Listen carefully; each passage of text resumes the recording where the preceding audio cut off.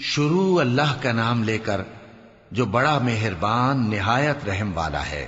بکھیرنے والی ہواؤں کی قسم جو اڑا کر بکھیر دیتی ہیں، پھر پانی کا بوجھ اٹھاتی ہیں، پھر آہستہ آہستہ چلتی ہیں، پھر اس چیز کو یعنی بارش کو تقسیم کرتی ہیں کہ جو وعدہ تم سے کیا جاتا ہے وہ یقیناً سچا ہے، اور انصاف کا دن ضرور واقع ہوگا۔ اور آسمان کی قسم جس میں کئی رستے ہیں کہ اے اہل مکہ تم ایک اختلاف والی بات میں پڑے ہوئے ہو، اس سے یعنی عقیدہ آخرت سے وہی پھرتا ہے جو اللہ کی طرف سے پھیرا جائے۔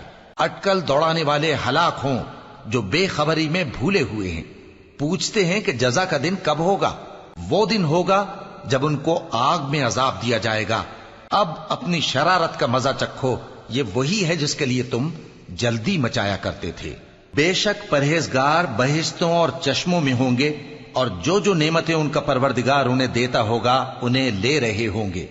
بے شک وہ اس سے پہلے نیکیاں کرتے تھے، رات کے تھوڑے سے حصے میں سوتے تھے اور صبح کے اوقات میں بخشش مانگا کرتے تھے، اور ان کے مال میں مانگنے والوں اور نہ مانگنے والوں دونوں کا حق ہوتا ہے۔ اور یقین کرنے والوں کے لیے زمین میں بہت سی نشانیاں ہیں اور خود تمہاری جانوں میں، تو کیا تم دیکھتے نہیں؟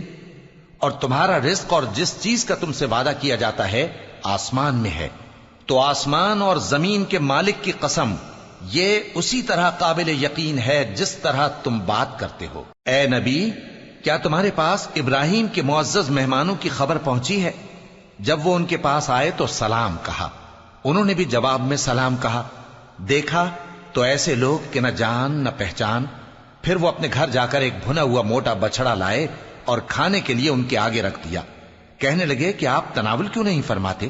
اور ان سے خوف محسوس کیا۔ انہوں نے کہا کہ خوف نہ کیجے، اور ان کو ایک دانش مند لڑکے کی بشارت سنائی۔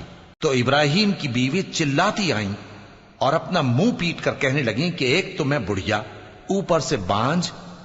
انہوں نے کہا تمہارے پروردگار نے یوں ہی فرمایا ہے، وہ بے شک صاحب حکمت ہے، خبردار ہے۔ ابراہیم نے کہا کہ فرشتوں، اب تمہارا اصل کام کیا ہے؟ انہوں نے کہا کہ ہم گناہگاروں کی طرف بھیجے گئے ہیں تاکہ ان پر گارے کی پتھریاں برسائیں جن پر حد سے بڑھ جانے والوں کے لیے تمہارے پروردگار کے ہاں سے نشان کر دیے گئے ہیں۔ پس وہاں جتنے مومن تھے ان کو ہم نے نکال لیا، پھر اس بستی میں ہم نے ایک گھر کے سوا مسلمانوں کا کوئی گھر نہ پایا، اور جو لوگ عذاب علیم سے ڈرتے ہیں ان کے لیے ہم نے وہاں نشانی چھوڑ دی۔ اور موسیٰ کے حال میں بھی نشانی ہے، جب ہم نے ان کو فرعون کی طرف کھلا ہوا معجزہ دے کر بھیجا تو اس نے اپنی قوت کے گھمنڈ پر منہ موڑ لیا اور کہنے لگا یہ تو جادوگر ہے یا دیوانہ۔ تو ہم نے اس کو اور اس کے لشکروں کو پکڑ لیا اور ان کو سمندر میں پھینک دیا، اور وہ کام ہی قابل ملامت کرتا تھا۔ اور عاد کی قوم کے حال میں بھی نشانی ہے، جب ہم نے ان پر نامبارک ہوا چلائی، وہ جس چیز پر چلتی اس کو ریزہ ریزہ کیے بغیر نہ چھوڑتی۔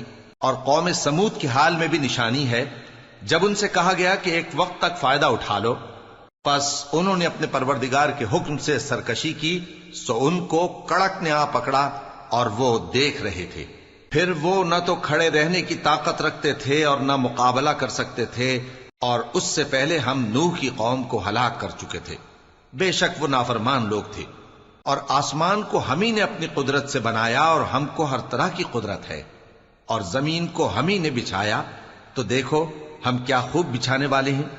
اور ہر چیز کے ہم نے دو دو جوڑے بنائے تاکہ تم نصیحت حاصل کرو۔ تو تم لوگ اللہ کی طرف دوڑ چلو، میں اس کی طرف سے تم کو صاف صاف خبردار کرنے والا ہوں۔ اور اللہ کے ساتھ کسی اور کو معبود نہ بناؤ، میں اس کی طرف سے تم کو صاف صاف خبردار کرنے والا ہوں۔ اسی طرح ان سے پہلے لوگوں کے پاس بھی جو پیغمبر آتا تو وہ بھی اس کو جادوگر یا دیوانہ کہتے۔ کیا یہ لوگ ایک دوسرے کو اسی بات کی وصیت کر مرے ہیں؟ نہیں، بلکہ یہ شریر لوگ ہیں۔ تو اے نبی ان سے منہ موڑ لو، تم کو ہماری طرف سے ملامت نہ ہوگی، اور نصیحت کرتے رہو کہ نصیحت مومنوں کو نفع دیتی ہے۔ اور میں نے جنوں اور انسانوں کو اسی لیے پیدا کیا ہے کہ وہ میری عبادت کریں۔ میں ان سے رزق تو نہیں مانگتا، اور نہ یہ چاہتا ہوں کہ وہ مجھے کھانا کھلائیں۔ اللہ ہی تو سب کو رزق دینے والا ہے، زور آور ہے، مضبوط ہے۔ سو کچھ شک نہیں کہ ان ظالموں کے لیے بھی عذاب کی نوبت مقرر ہے، جس طرح ان کے ساتھیوں کی نوبت تھی۔ تو ان کو مجھ سے عذاب جلدی نہیں طلب کرنا چاہیے، پھر جس دن کا ان کافروں سے وعدہ کیا جاتا ہے اس سے ان کے لیے خرابی